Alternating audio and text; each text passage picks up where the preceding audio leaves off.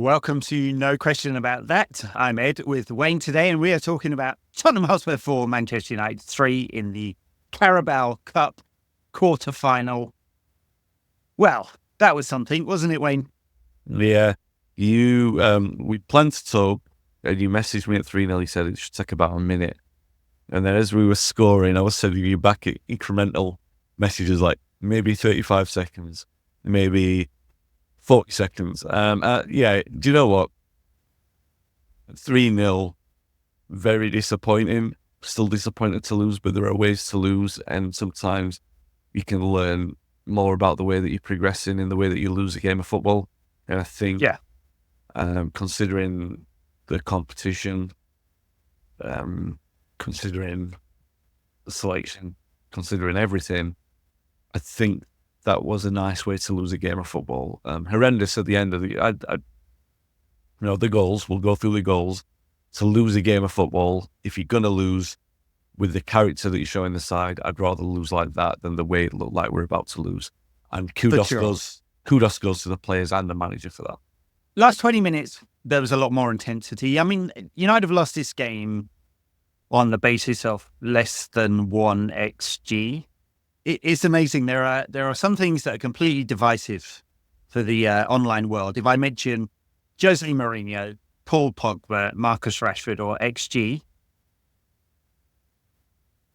just has some effect on people. But United lost that, conceded 4 goals on 0.7 XG, and that will tell you something about the quality of the goals United conceded or the mistakes that were in place in order for us to concede those goals. 3 of those goals we should not have conceded at all. 1 is a decent Spurs goal. The 4th one, I mean, I put that down as a mistake because I think the keeper's weak, but he complained about a foul. I mean, I guess so. I mean, maybe. You wouldn't have had Peter Schmeichel fouled like that, I tell you that. He'd actually fucking cleaned out the forward. So, yeah, maybe I'm being old school about this. So that is the disappointing thing. Structurally, I don't think United were bad at all, really. I mean, this is a Spurs side that takes a lot of risks and scored, 1 from a corner that's gone straight in, 1 from a horrendous piece of keeping where he's just passed it back to the forward. And a really terrible piece of Lisandro Martinez defending. Shame, because he was good on Sunday. I thought it might be his renaissance, but he went back to form of old. So it's just a lot of chaos in this game. And then we've got 3 goals, 0.8 XG. Sorry, mouth readers, for mentioning this. Came from Amad Diallo's. There's 0.8 XG for the goal or 0.99 post-shot expected goals because he's like 2 centimetres off the line. What it was 100% Fraser Forster shitting himself. And praise to Diallo because that guy's a madman when it comes to pressing. No one has ever worked harder than Amad Diallo when it comes to pressing a defender. Like so much kudos to him for showing how it's done. A little bit harebrained sometimes with it. It's not always structured. But that was brilliant. So, anyway, sorry, rambled on about 20 different things then, but there's so much that happened in this game. There was. Yeah. Okay. Let's begin. I do think you're right in Martinez. Like, the weekend, he was so good. And he was poor for 2 goals tonight, not just the half clearance. It was really poor on the other goal where he just stood off and allowed that shot. It's quite so soft to allow that one. Solanke's got the measure of us at the moment, and I'm not having that with the corner by Endia. It's not just that. Look, I think he's got author claim on the fact that he was somewhat impeded, that he went with his right arm and he was blocked from going with his left. That much is evident from what we can see. However, it would be so soft and if they disallowed it, great, but it was so soft and you want to see him going better, not just to clear it out, but to put this kind of claim on it. It's gone straight in from the corner. Yeah. The fight back was a strange one because there were the mistakes. Now here's where the first subs that we made were great in terms of injecting the pace. But it was the secondary ones where he moved Agate out of the side and moved Bruno back to bring Garnacho on. I think that was unnecessary because I think we had the measure of it at that point. Yeah, it didn't work. Didn't work. I mean, Garnacho, I guess he personally would have really, really wanted to have made an impact on this game. Amorim said before the Spurs game that Garnacho was annoyed with him for dropping him from the City game. So fine. He'd have wanted more of a response. There wasn't anything. I do think it made a mistake moving him back. Amorim seems to kind of have this thought that Bruno might be his best option at number 8. I'm not sure about that personally. I'd like him as close to goal as possible.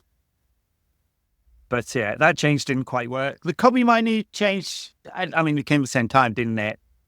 He looked a little bit rusty, a few nice touches, didn't quite manage to impose himself on a very, very chaotic game. But they came later, and United picked up the intensity, so maybe it helped. The actual starting 11 was driven, I guess, a lot by the data science that they're using to try and manage injuries at the moment. And they've been quite clear that they're making some substitutions that are pre-planned. Like you will get 60 minutes, and whatever the game state, we're going to move players out because they looked at the schedule, which has been somewhat cleared by not having 2 games in January in the League Cup semi-final. But they're trying to manage everyone, and that has prompted the Rashford changes again. I guess we'll see by May if they're fresh and we don't have 12 injuries, that this is a strategy that will have paid off. Or we'll be out of all the cup competitions and 8th in the league, and it won't matter if they're all fit. Nothing's being achieved. So unfortunately, time will tell on this one. But it's probably a more sensible approach than Erik Ten Hag's one, which was to run them all into the ground until their legs fell off and stuff like that. So that prompted, I think, a lot of the starting 11. And probably for a good portion, although the structure was fine in the first half, a good proportion of the first half, it's just a bit disjointed. So it didn't really manage to create. I thought we played well, Yeah, no, it's funny. I said disjointed on the internet, and the entire internet disagreed with me. It was fair enough, it's whatever. There are a few people in there who decided to call me a cunt who will not be seeing my posts anymore, so. I love the block button. It's a shame that Elon wants to somehow change it. It's great. Wouldn't talk to these idiots in the pub. Don't need to talk to them online. No. But yes, the internet disagreed with my view. My view was that they had a lot of the ball in the shape that Amorim wants, but he didn't really create much. And I think that was evident on 0 shots on target. That's true. I just mean we look prettier than we have done. And I think when I'm saying you want to measure how you perform in defeats, that was one thing. Now, what I was, I'm sorry to interrupt. No, it's a good interruption. I'm on my train of thought now, and I don't want to be derailed from it. So, where I definitely agree, second off, obviously, the problem, we've got a big problem in terms of switching off at the start of halves, and that's an Amorim problem, which we've seen it too often under him. So something needs to work with that. It's not only Amorim, we've seen it under Ten Hag this season as well. Yeah. It happened quite a lot. But it's happening too often under this manager, so it needs to be eradicated. So the disappointing thing was obviously the way that we conceded the 2 goals at the start of the second half. Now, what you want to see immediately is what you're going to do with reaction. First from the manager, second from the players. Manager reacted straight away. There was no pausing. Like we've criticised other managers in the past for waiting too long. He's incredibly proactive. Kind of great. I mean, maybe even too much, right? He'll make 3 subs at once, and you always uses all his 5 subs. But incredibly proactive. He will make changes. Yeah, and those first changes, like I said, I would have actually. I was a bit concerned with Mazraoui. I don't think he had the best game tonight, and because he was on the booking, I thought the Anthony Ahmad thing that seems to be working quite well on that side I would have liked to have seen that again. I think it might be more profitable because the problem, and I mention that cautiously with Ahmad, is that his importance to the side is so high at the moment that it's obviously high. and his ceiling, I think, is much higher than I ever gave him credit for, which I think he's potentially the best player at the club. On this kind of form, if you play like that all the time, there's no doubt. I think his ceiling's so high, like to be one of the best players in the league high. He's scarily good. However, when you become so reliant on a player who's so dominant in the system, you see little issues what we saw tonight. I mean, yeah, he got the goal, but I mean, there was also like a little bit of hero efforts from 20-odd yards, which one of them nearly came off, forced her into a change, but a couple of them were wayward as well. Now, I think like I said, I think the thing that derailed the momentum was the last change and bringing off Ugarte, more than bringing on Garnacho, because I don't want to be too critical of him. Obviously, there's some conversation going on about how he's going to fit into the system, but Ugarte has become so pivotal as well to the way that we play that I felt that it might have almost been better to not have brought Mainu on, to put Fernandes back, and and I'm Cobby's biggest fan. I think at the moment he's struggling to find a place in that system, whereas Ugarte isn't. And if you wanted to have a better chance of getting a result tonight, maybe that. I think what we did, we went to the gamble too early. Sometimes isn't a bad thing, and we saw a manager trying to work that out tonight. I think he went there too early, didn't work, but it almost did because of the way that Spurs just made themselves anxious, really. And well, they're Spursy, aren't they? So it's thrown to the DNA. Well, I mean, I don't believe this. I know you're writing a whole book on identity in playing. I don't really believe that there's somehow a Spursy thing, but it's become part of the discourse, which is amusing. We're what, 7? Is it 7 or was it the 8th game of the Amorim time? I forget now. It's not very long anyway. And I feel all over the pitch, he's trying to work out what the best combinations and balance are. And you talked about that. Right back, I don't really think Mazraoui is a wing back. He suffers a little bit for the physicality of getting up and down and the pace. I think he's a brilliant footballer.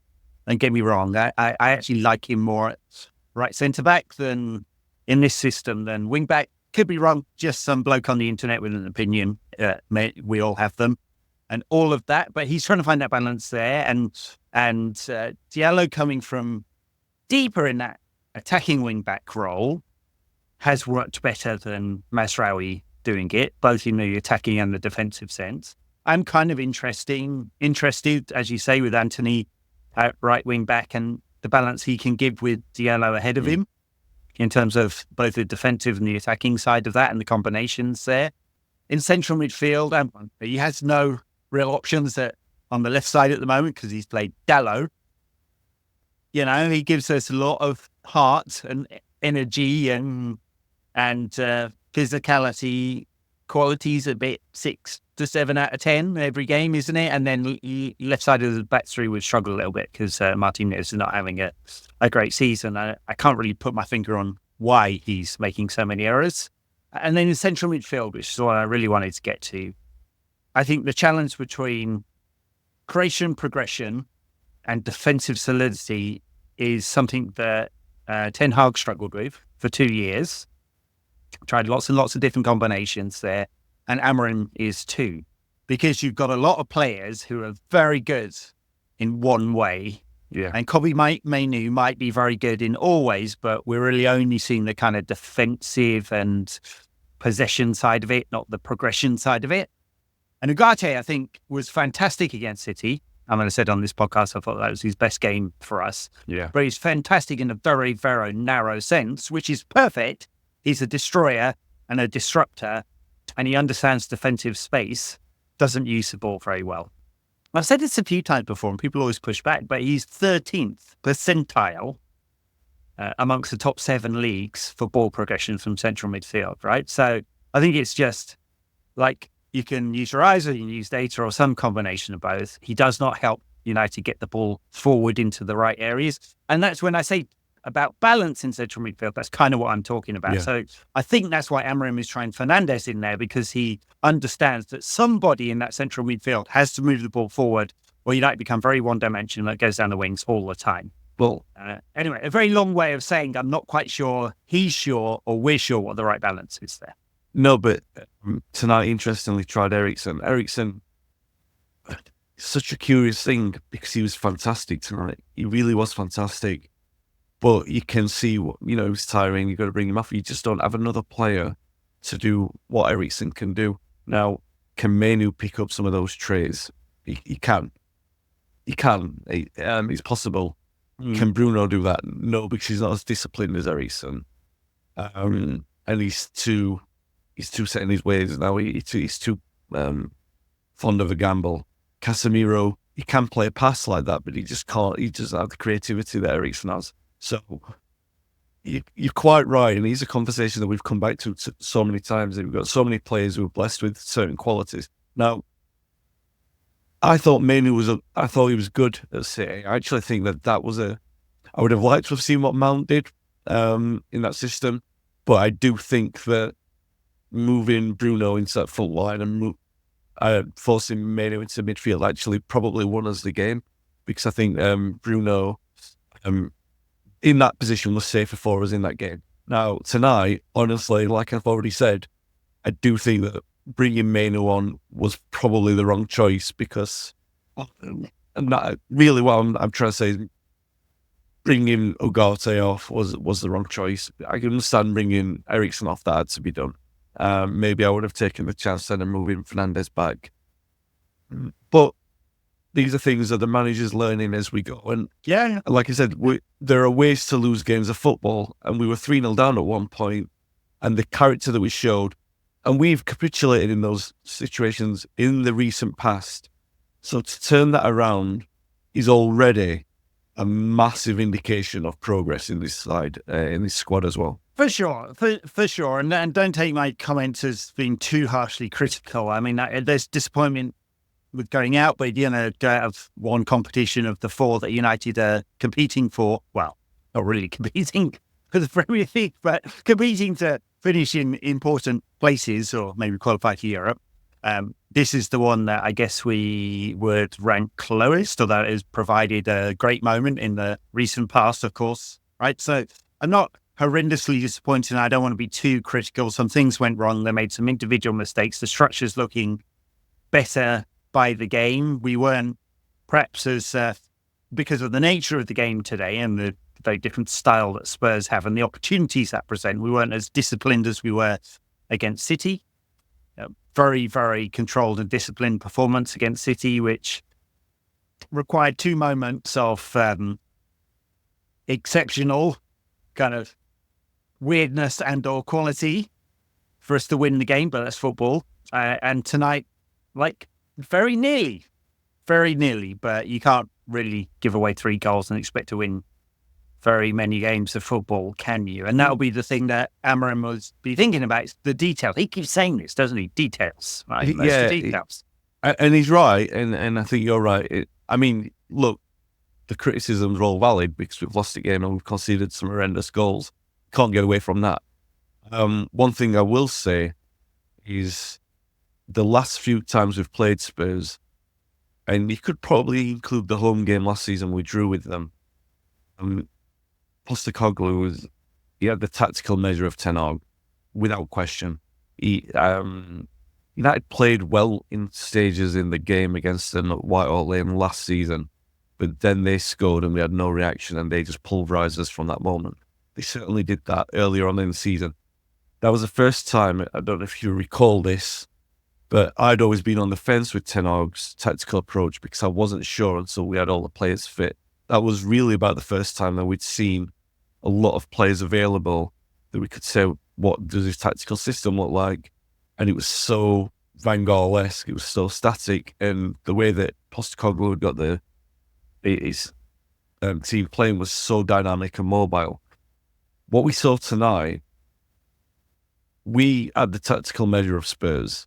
I'm certain of that. I have no problem in looking at that game on an eye, like on the view of what you've seen of the game rather than the numbers. See the way that the game went, the flow of it, the way that the tempo was. I have no problems with Amorim tactically against the top managers so far. Maybe against Forest. But then again, didn't Nuno always have that kind of Indian sign over us anyway? where with the disgusting Wolf sides that we played. It's just his brand of football. It's horrible to bring to Old Trafford. Anyway, my point is that Amorim, I think tactically sound. I have no problem with that. They can't legislate for those kind of errors. What you want to see then from a manager is you want to see not the same errors being repeated, and that's selection really. That I mean, you can say beforehand that Bayandia has been a capable goalkeeper. I guess so. We've barely ever seen him. So. Exactly, but they were horrible mistakes tonight. Do you put that down as a one-off? Yeah, of course you do. He's going to get another chance. Well, might be. It's one of those performances you're like, yeah, bye, nice knowing you. So maybe. I'd be surprised if he. I mean, there's no point giving him too much airtime, I suppose. But I'd be surprised if we see him beyond the summer, just because, like, he's a professional. Does he? And he used to be an international. Does he really want to sit on the bench forever? Right? He's not competing to be number one at United, as we've seen, because he's only played. I think that's only his third game. Third or fourth? I can't.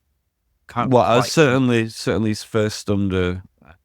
Certainly his first under Amorim. Yeah, and we won't see him again this season, right? Unless we draw a non-league side in the FA Cup. He might play against Arsenal in the Cup. You never know. That's something I wouldn't rule that out just yet, because I think this rotational policy there are going to be things like Manu in that midfield to finding a way. Because I think Ugarte is pretty much a starter now, so you're going to have to find a role in there for Ugarte and Manu to work in combination. Because that long-term should be a pair, so work on what they're supposed to do in there. Manu is really the one who's shouldering that responsibility because Ugarte's role is so defined and what he does so well. So Manu is basically going to be given special tasks.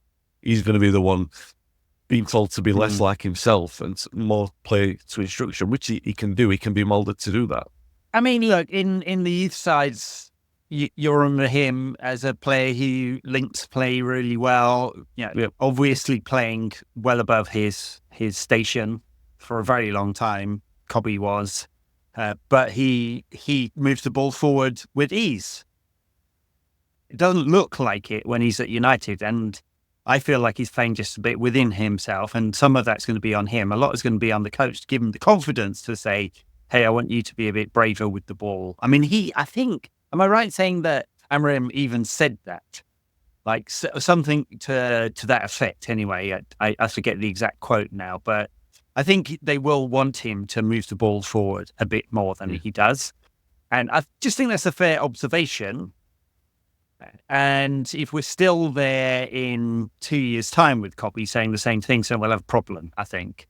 It's a bit like an unfair comparison, but Scott McTominay, before he was profiled correctly, sorry to use that word, as a box-crashing number 10-ish, no, number 8, as he's playing pretty successful at Napoli this season.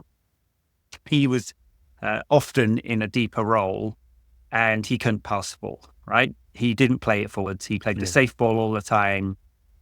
People accused him of being a passing shadow, which he was. And that's because he's just in the wrong position.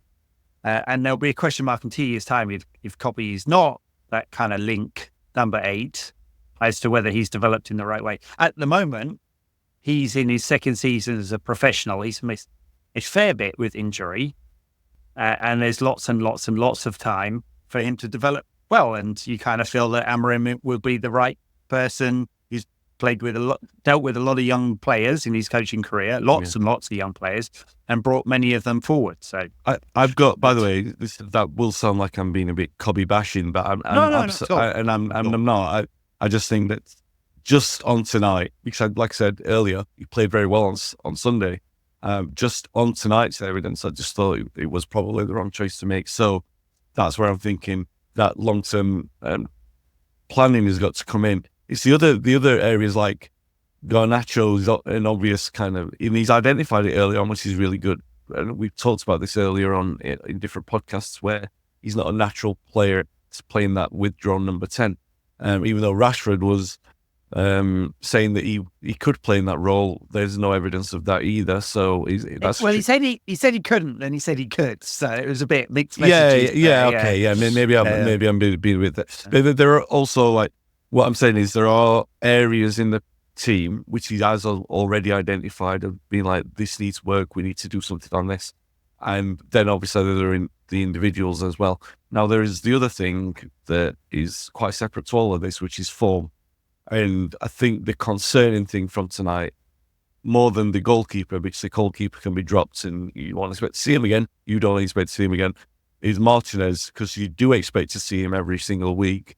And 2 years ago, before he got his injury, he was rated pretty much as one of the best three centre-halves in the league. And it has been quite a drop-off. I was less concerned about the error, the swipe. I was less concerned with that than the other one, because it just stands off him. There's no aggression. He just allows the shot to get away. Yeah. And you do wonder what's happening there, whether because his channel defending isn't the best part of his game, but he was always aggressive, right? Like, even if he wasn't quite in the right position, there's no chance he's going to shirk a challenge at any point. And then the other thing that was absolutely brilliant about him is his passing, and both have been off this season. On Sunday, it was quite notable how much of the ball he got, and it was him that was trying to move the ball through the thirds, and he did it extremely successfully. He did one tonight as well. There was one late on, but he put through to Garnacho. Obviously, Garnacho didn't have the pace to go behind, but so I've got to, I'm criticising him, I've got to give praise for it. It's fair enough. I mean, we want the best of him, right? Because we've seen what the best of him looks like, and it's a very good defender, and it should do, in theory, fit this system very well, right? It should do. Like, one of the wide centre-backs, a spare man in the middle, whether that's De Ligt or Harry, amongst our selection of defenders, who gives him security with anything that's aerial. I mean, it's Premier League, so you get a bit of it, but not loads of it. And they can cover that box very successfully. And in an Amorim system, you get one of the two wing backs who's a bit more defensive than the other. Typically, tonight he's gone with two more defensive ones. And anyway, it's just giving him, it should in theory give him defensive security, but also give him that role, which is very good, and play to his strengths, which is he gets the ball fairly frequently. He's one of the wide centre-backs, and he can move the ball forward to our wing-backs or central midfield. And that's a concerning thing, where two parts of his game are a bit off.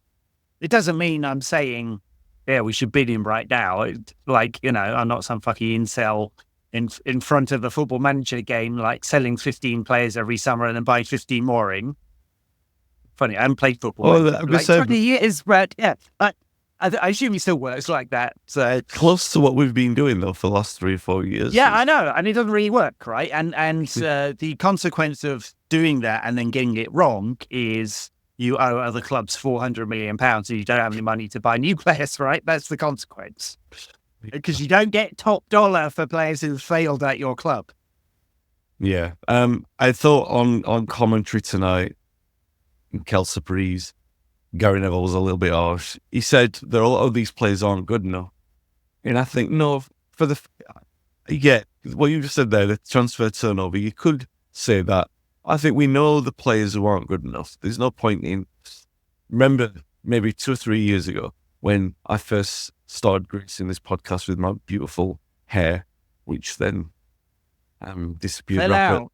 I know. The more time I talked to you, the quicker it fell out. Anyway, one of the points... You won't be the first. There you go. How many lives have I destroyed? It's the Wilf McGuinness theory. That's equivalent to the stress of managing Manchester United. Anyway, by the way, I know I paid fun at you from this. I cannot believe I still have as much hair as I have. My dad was grey at 30 and it's all gone, basically. And so was his dad. And mine's chosen. We did get a comment on this. Mine is chosen. I do comment about being bald, but it is a cultivated look. It's not bald, it's shit. Am I right in saying, we'll get back onto the football in a second, but I'd forgotten at one point when we met at Socrates meetup, right, in London, in East London. Yes. And I'd forgotten that, and you reminded me. I was like, didn't you have a comb over at that point?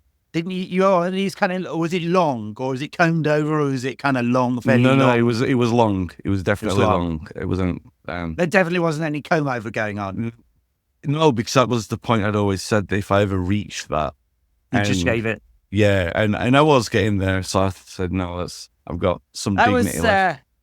that was a nice meet-up series. I don't think it still happens. No. But they used to get a lot of bloggers and writers and some now recognisably famous faces in the world of football media.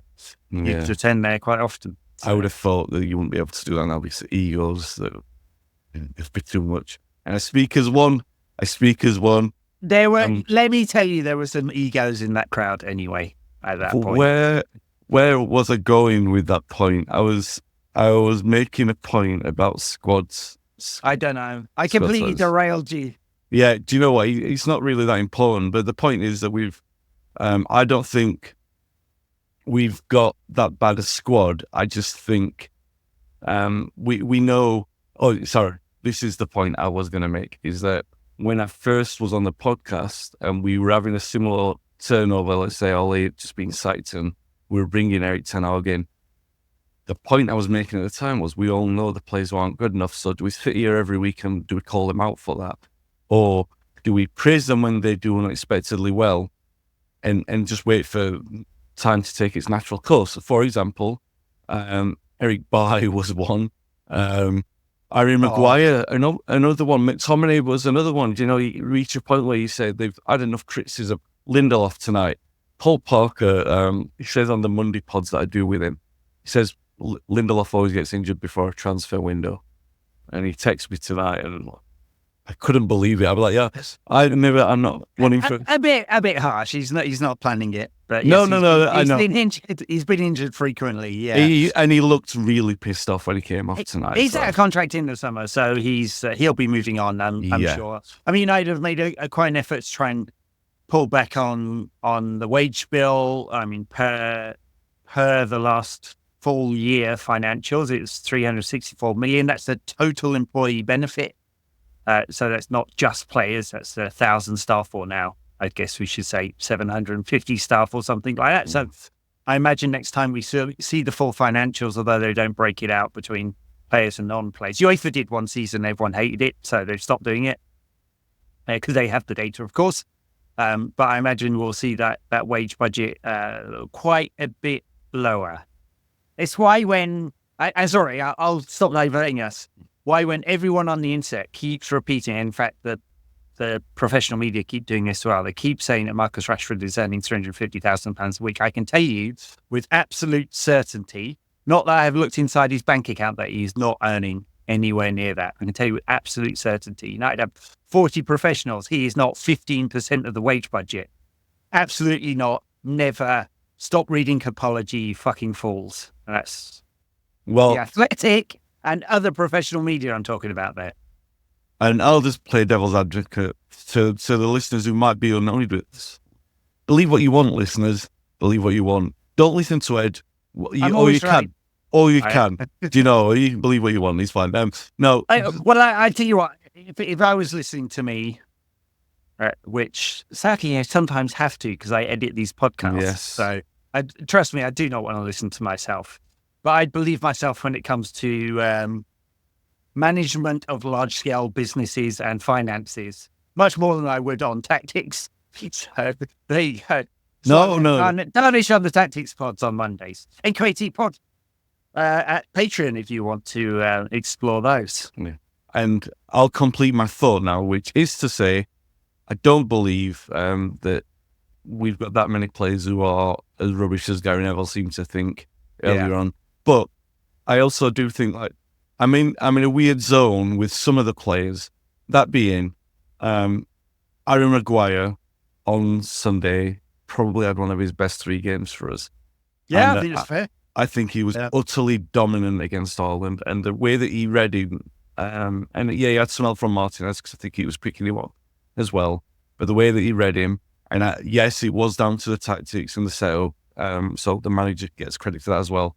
But the way that he managed Ireland was as good as any defender could. That's a manual on how to play against a player like him. Absolutely. Is that not one of the first responsibilities of the manager, though, to play to your players' strengths and don't emphasise their weaknesses? So when Harry was playing with all those years with the aforementioned Mr. Lindelof, who seemed to like create chaos amongst themselves in a two with a reasonably high line and exposed all of Harry's like biggest weaknesses, right? In a back three with much more security, where you're not playing chaos ball, there isn't a big donut shape in midfield, and you're trying to retain possession of the ball much more. Emphasizes all his strengths. Sorry. No, absolutely, I'm with you. But then my other side of the coin is it worth the investment of giving him a new contract? When, I think Dan said it on the podcast, I still don't trust him. Whereas I think like that's a good point to make. But I'm still at the point where, because it's a new manager, I cut the slack. What I look at is the things like tonight, where last season you said go chaos ball is the only thing that can work in this situation. Whereas tonight, trying to go chaos ball was probably the thing that cost us the result. Now, I'm less annoyed about it than I would be if it was under 10 hours, because it's a manager finding out his system. My point is that finally to get there is that while I don't think we're as bad as Neville thinks we are, and the jury's still out on some of the players, I'm still not sure whether I'd be full on giving them the commitment based on them having a good reaction under this manager. It's a really, really difficult kind of environment for Amorim to manage, considering the judgment that he's got to take on that. Because you really do have to be harsh when you're creating a winning environment. Maguire's a great case in point for it. It's a great case in point. I mean, like you work out the total finances of any like squad management. Right? It's a shame we don't have a sporting director anymore, because that would be part of their operational remit, is to manage the evolution of the squad within the budget that you have. But, hey, there you go. Didn't work out. But with Maguire, it'll be how long the contract is, and he is well within his rights at his age, 31, to think about what is the longest contract and the most security he can gain, right? So the sensible thing might be to trigger the 1-year extension and just leave it at that and see how he does next year. That might be the most sensible thing. And that will cost United, let's say, £10 million, right? Something like that, whatever he earns per year. Roundabout, give or take. The option to release him and say, okay, you can go, because you trigger the contract, you probably have to give him a payoff if you try and sell him after that, right? And we saw with Wan-Bissaka, basically the money they got in for him was pretty much all paid out to him. Quite a very significant amount of it. So the most expensive option, of course, is just let him go and buy a new player. That's wages. And we see with high quality players, you have to pay them a lot of money. Lenny Yoro is earning a lot of money.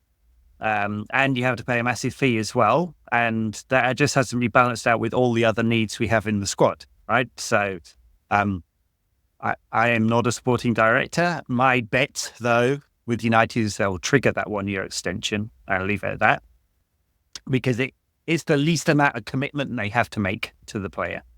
And Evans will be going, and Lindelof will be gone. And I think Maguire, as he emerges as a reliable figure in this system, you'll want someone there, or your manager will want someone there who. But I wouldn't give him a 3-year contract. No, exactly. But like Evans will be there when he called upon. Hopefully, you won't need to do that all the time. But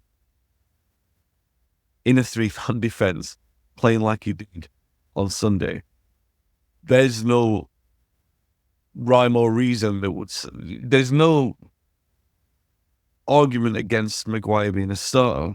Really, there isn't, because that's a world-class striker, or obviously in a tough run of form himself, low confidence. But you would say, all right, give him the run, because there's no evidence there to when you've got 3 centre-backs to play, there's no evidence there under this management, when you're giving everyone a clean slate, that he can't do the work that you're asking him to do. It's a little bit shame that he's going to try and find the right balance, Amorim, and I think he probably likes having Martinez at the left side of central defence for his promised passing ability. Shame the defending's not really there. I think eventually he'll probably evolve to Yoro, having more and more game time. He's building up to it, especially his pace and those long legs, his ability to make those. He's made one brilliant one tonight, didn't he? Fantastic timing. I think he'll end up there. And then that might mean that De Ligt and Maguire are fighting out for one place. And you don't have them, the two of them together, because the mix of having 2/3 of your three-man central defence being a little bit ponderous with the passing, I don't think is awesome. But we'll see where we get to. I mean, you need a few, right? You can play 3 at the back. You need 5. Yeah. One of them can be a utility. So you've got Mazraoui, Martinez. Probably, let's assume Maguire's here next season. De Ligt, right? Is that our 5, or do they buy an extra central defender in the summer, spend a lot of money on it, and release an extra one of those defenders, Maguire, or sell Martinez on? Because you go, okay, it's not working. So, all right. There's a few other players we haven't mentioned. Anthony got his first start in an attacking position for quite a long time. Not sure he had the impact of, say, Ahmad had when he came on, though. No, but no buts really. No, he didn't. The one thing I will say is, and it's the only thing really to keep saying with Anthony, is that it will be the combination with Ahmad or the replacing on. Yeah, all right. Like tonight, we're in a situation where you can't use Ahmad when you don't rely on him so much, where you want to give him a breather. So it was a good exercise in that. So we do see that. I don't think you would. The jury's still out on whether or not you can do the right wing back position. That's fair. I don't think it's particularly quick, but with the players around him moving, he can be clever, or he's got tricks. 2 tricks: the spinny one and the cutting with the left. Now that can. The cutting with the left can be very useful when there's movement around him. It might be one-dimensional, but if you've got 2-dimensional, 3-dimensional players around him, then you've got more opportunity of working that space. He just less opportunity of doing it when he's playing in the front of a 3. So if you have him in the right wing back and you've got a Mount or you've got someone else, Garnacho even, in front of him, it might open that space up there. So I think the experiment of trying him on the right of a front 3 is not right, but there's still scope for him to play there, especially in tandem with Ahmad for sure. We're talking about like playing to strengths, right? Yeah. He doesn't score and he doesn't create. I mean, that's not just. I'm not being mean and snarky. It's just true, right? Yeah. He has literally scored for United before. Everyone tells me that's right. He has scored for United. It's very uncommon with him. Another player doesn't score a lot, but got a goal tonight, Josh Xerxes. I think, is that his 4th goal for the club? Got 2 in one game, 1 in another. I think that's his 4th goal for the club. So, and I don't know what to make of him. I can't tell whether he's going to be a real player for United. I mean, I don't think he's going to be a real player in a dynamic side chasing the Premier League, but is he all right now in a squad, in a rotation option? He's got to find a place in the team. I'm not sure. It doesn't feel like that's number 9, but I may be missing something, given that's basically where he played for Bologna successfully last season. Well, he scored 3 goals under the manager, right? Under this manager, so that's not a bad return so far. Yeah. He came on tonight. He made a difference. He scored a goal. Got the goal, yeah, in the right place. Looked a little bit of a threat as well. He had the headed chance, which I think a striker with more conviction would have done better. But Højlund's not that striker either, so he might not have done better in that position. I still think in this system, he's probably best served as a number 9. So I think United have got their work cut out trying to find out the 10s in that system. Bruno seems an obvious one. And Ahmad yeah, all right. The other one, but he doesn't see. There are different problems to solving those situations without putting Xerxes into that. So I don't think he's good enough to play the link. He would be in the belongingness side, but he's made a step up to United, and it's just not the right role for him. So can he develop enough? I don't think that's a bad return. 3 goals in the 8 games, but he won't have played that many games for. Yeah. I think you would want someone better. He's kind of like warming a space until the youngster breaks through, I think, which seems a rotten thing to be saying for someone who costs £30-odd million. And he's fairly young himself, but yeah, I mean, yeah. Wouldn't you like one of the many, many very good 17 and 18-year-olds United have got to be just a couple of years further on in their development? And we managed to spend 45 minutes talking, and I realised I took us off on various tangents in that 45 minutes, but 45 minutes talking about this game, which is, in the grand scheme of things, not that important. But there you go. Hey, we didn't even talk about Johnny Evans' goal. I was convinced it was an own goal at first, but it was not. It was fully Johnny Evans' goal. He managed to... I feel like the defender beat himself, jumped and completely missed the ball, and Johnny Evans just nodded it in. So good for him. Yeah. It was for him. Yeah. All right. Few thoughts about Bournemouth at the weekend. Doing great under Areola. Yeah, really good. The one thing you want to see with Amorim is, like, we know that he can tactically set up well in the bigger games, and I still am adamant that he did that tonight. I don't really see much evidence against that, apart from the individual errors. So we want to see a selection that looks like his strongest side, be confident enough to take apart a good, confident side. Remember that Bournemouth came to Old Trafford and beat the Tree last season. So, that's basically what I want to see it. And I'd like to see Garnacho in the side and in a role that he's confident in and making a difference, because you don't want to lose the momentum of a good player like that, or you lose the confidence. You know what I mean? You don't want him to be derailed completely. It's definitely a player in there.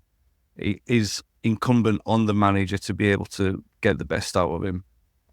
So I'd like to see that. Having said that, at this moment in time, it's just more important that we win and play well, regardless of who's in the side. Yeah, I mean, they had a fairly controversial draw with West Ham at the weekend, didn't they, Bournemouth? And then before that, they beat Ipswich, Spurs and Wolves before that, and they're up to 6. We could actually overtake them with a victory, though. There's only 1 in the goal difference, I think. So it's still they're 6th and we're 13th, and there's a win between all of that. So it could start to look much, much better with a couple of wins in a row. But I've been saying that for a few weeks, and we are not consistent enough to do that. But it's kind of interesting tactically, Bournemouth, because John McKenzie from Tifo, The Athletic, did a piece earlier this week saying, hey, would a big club take a risk on Iraola, given the kind of pretty risky tactics he's taking? And, not that dissimilar to Spurs, actually, compressing the game and pushing really high up the pitch. So would they or not? Is he one of the next great managers? Don't know yet, but he's taking a team, probably the smallest budget, or maybe it's slightly bigger than Ipswich is, but one of the smallest budgets in the league, with a 12,000 capacity stadium, and massively overperforming. After they sold their main striker. Yeah, no, and they play nice football as well. They're nice to watch. And when we played against them, Solanke was always an handful, but I always put that down to the system as well, not just the player. He was an handful, but it was the way that Bournemouth played that was the problem. And so he does deserve credit. And while I say that United got battered off them last season, that was a perfectly executed game plan. We had a few injuries, but they absolutely played us off the pitch and deserved to win by more than the 3 because they obviously had that goal disallowed as well. So, which could have easily brought the end of Ten Hag's reign a lot earlier than it came. So they're not a team. Did we get beat by them away as well? I think we did last season. We might well have done. I completely wiped it from my memory. I'm sure that we did. We've got a track record of getting beat off Bournemouth, which, we did. Going all the way back to 1984 in the FA Cup. I was going to say a couple of times in the 80s, but shouldn't be happening in the Premier League. But like you said, now we're scrambling for that win around Christmas time to get above mighty Bournemouth. And that sounds like I'm being condescending. I'm not. They deserve to be where they are, and United deserve to be where we are. And it is a massive test. And we can sit here on this podcast and we can say, Amorim got the tactical better of Guardiola at the weekend, and he tactically matched Postecoglou for what it was worth tonight. But he's still got to do it against all the other managers as well. Didn't do it against Nuno. Forest had the measure of us there. There are silly things that just, there are problems that we inflict upon ourselves, like conceding goals in the first minute of offs and everything like that. These are the problems, all these kind of things, still teething problems at the moment that we've got to start seeing progress on. And Bournemouth are exactly the kind of side who will take advantage of the mistakes that you make when you don't. So everything's about progress at this moment in time. Like I said, there are things I do want to see, like Garnacho playing and playing well. But as a fan of the club, you kind of just like, at this moment in time, all that goes out of the window, your favourites and everything like that. It's like, just play a game. Play like we did tonight. Play to win a game of football. Maybe not for 10 minutes after half time. The rest of it is fine. And that's the thing. The one thing I will say, as a note of caution, just to end on a bit of a bum note, I still feel like there are elements of this that we did see under Ten Hag. Not exactly the same in terms of system. You said when he was flogging all the players into the ground, we still saw this is what a system looks like. This is what a nice pattern of play looks like. All these kind of things that you do tend to see when things are going well at the start of an era. So we are seeing that. This does feel more solid. Maybe I'm just being more hopeful, but we have also seen the cracks in that as well. So we do need to start seeing more convincing progress, and that does start, like, cause obviously the Forest, games in the memory. Got to get results as well as the progress to whatever end state we expect. Yeah. I mean, he's obviously going to have quite a lot of grace, Amorim, as he should do. And let's just assume that Sir Jim has lots of patience, more patience with the manager than he has with staff or his sporting director. And we have a lot of time to develop here. But he does need to get results to keep everyone on side, right? Absolutely nowhere near a crisis situation, losing a cup quarter-final away at Spurs in fairly chaotic circumstances. But, we've got this game against Bournemouth, who are playing really well. Wolves, who are bringing in a new manager. New manager bounce. Then we've got Newcastle, then Liverpool, then Arsenal. It's like you wouldn't want to lose a lot of those games. Everyone loses confidence in the way it's going then. So, let's batter this lot, put these upstarts in their place or something like that, and move on. Yeah. What kind of team? Are we going to have another 5 changes? I mean, probably, right? Who keeps the place he comes in? Does Maguire come in? De Ligt will come in. Assuming he's fit. So he was unwell, wasn't he, tonight? So. Yeah, he was unwell. So let's, would it be, because he seems to have been reluctant to play Euro twice in a row. So let's assume it's De Ligt, Maguire, Martinez, and Anna's back in goal.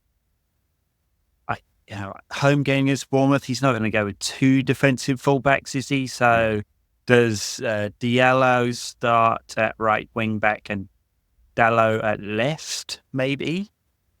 Ugarte for sure, and then Kobe sub tonight, so maybe starts at the weekend. And Bruno and Højlund are one other, right? Something like that.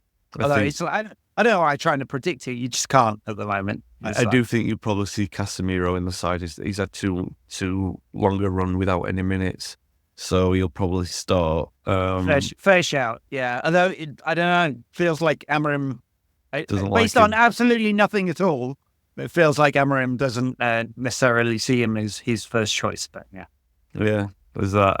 I do think like maybe not Rashford. I think it could be in the squad. You never know.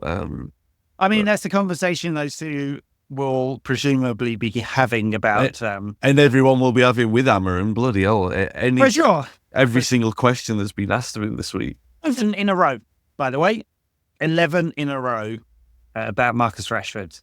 Come on, they're not going to reveal details. The one thing he did say, which was more revealing than I thought he would be, which is he said, I thought he might talk to the manager first. But he said it in his kind of, super personable.